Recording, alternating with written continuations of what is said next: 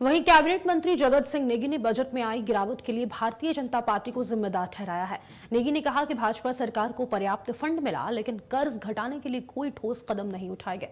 उन्होंने double engine सरकार पर भी सवाल उठाए हैं। साथ ही मौजूदा सरकार ने किसानों और बागवानों के लिए नई योजनाओं का दावा किया। मुख्यमंत्री सुखविंदर सिंह सुक्खू द्वारा चौथा बजट पेश किया गया। ऐसे में नेता प्रतिपक्ष जयराम ठाकुर का कहना है कि उन्होंने 29 बजट देखे, लेकिन ये बजट बढ़ने की जगह घटा है, जबकि 3586 करोड़ इसमें बजट में कम हुआ। इस समय हमारे बीच मौजूद है कैबिनेट मंत्री जगत सिंह नेगी। सर, सबसे पहले आपका स्वागत है। धन्यवाद। सर, जिस तरीके से नेता प्रतिपक्ष जयराम ठाकुर ने कहा है कि पहली बार इतिहास में ऐसा हुआ है कि जो बजट है वो 3586 करोड़ घटा है, क्या कहना चाहिए? ये जो बजट अगर घटा है जी, उसके लिए जिम्मेवार भी यही लोग हैं जो कह रहे हैं घटा है, क्योंकि जब इनकी सरकार थी इनके पास एक सुनहरा मौका था और उस समय ये डबल इंजन की बात करते थकते नहीं थे।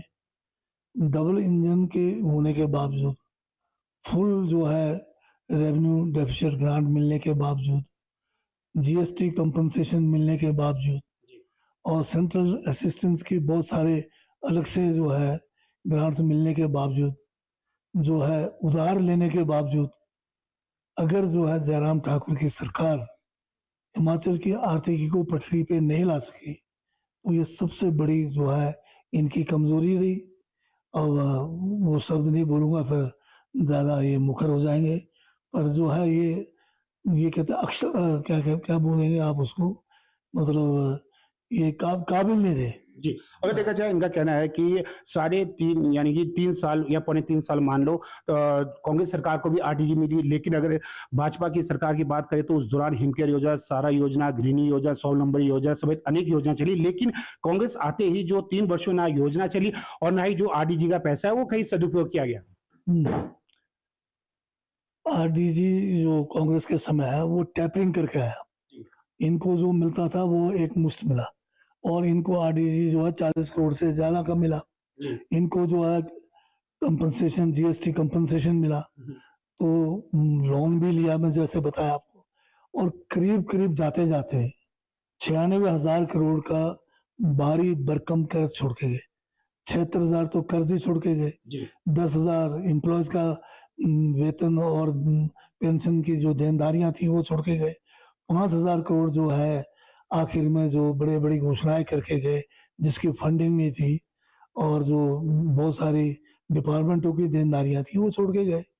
तो ये एक मौका इनके पास था जिसको उन्होंने खो दिया और उसी का नतीजा आज हम जो है भुगत रहे हैं। विपक्ष का ये कहना भी है, जिस तरीके से मुख्यमंत्री की जो सैलरी है रिड्यूस हुई 50% या मंत्रीगण या अधिकारियों की, आज से पहले कभी ऐसा नहीं, ऐसी क्या जो समस्या उत्पन्न हुई जो कि रिड्यूस करनी पड़ी, इससे सरकार की जो स्थिति अत्यधिक दयनीय हो चुकी है? आज से पहले ये भी तो नहीं हुआ था कि 96,000 करोड़ का कर्जा छोड़ के जाएंगे। डबल इंजन की सरकार भी तो नहीं थी। तो फिर सारे दोष जो है इन्हीं के ऊपर जाता है घूम फिर कर। अगर ये काबिल लोग होते, हिमाचल की अर्थव्यवस्था को सही दिशा देते, तो आज ये बात नहीं होती। और सबसे बड़ी बात आज ये है कि आरडीजी को बंद करना वो क्या हमारे साथ अन्याय नहीं है, जो कि संवैधानिक अधिकार है हमारा, कि जब तक हमारा जो है रेवेन्यू डेफिसिट रहेगा तब तक हमें जो है आरटीजी मिलना ही मिलना है। कॉन्स्टिट्यूशन का आर्टिकल 275 का संशोधन तो नहीं हुआ ना, उसको क्या क्या सस्पेंड तो नहीं किया ना, पर फिर क्यों हमारे साथ सौतेला व्यवहार किया जा रहा है? क्योंकि ऑपरेशन लोटस में ये सफल नहीं हुए। अब तो बेशर्मी की ये हद है कि विधानसभा के अंदर इन लोगों ने ये माना कि हमने ऑपरेशन लोटस किया पर आधा हो गया, आप पूरा नहीं कर पाए। तो ये लोग अनैतिक तरीके से चुने हुए लोगों को अपने दल में शामिल किया, चाहे उन्होंने धन बल से किया, चाहे डरा धमका के ईडी और सीबीआई के डर से कराया। तो ये लोग केवल सत्ता पाने के लिए ही हिमाचल में है, हिमाचल के हितैषी नहीं है। सर, आगामी साल में जो बजट में किन किन वर्गों का विशेष रूप से ध्यान रखा गया? हिमाचल जो है 90% लोग यहाँ पर कृषि और बागवानी पे निर्भर है और बड़े लंबे सालों के बाद बागवानी और जो है कृषि के ऊपर विशेष ध्यान दिया गया है। ग्रामीण अर्थव्यवस्था के ऊपर ध्यान दिया गया है, क्योंकि ज्यादातर 90% लोग तो इसी जो है कृषि और बागवानी पे निर्भर है। हमारे यहाँ पर एम्प्लॉयज 2.5 लाख के करीब है, 1,30,000 से ज्यादा जो है पेंशन भोगी है और 43% पैसा तो इन्हीं के ऊपर खर्च हो रहा है।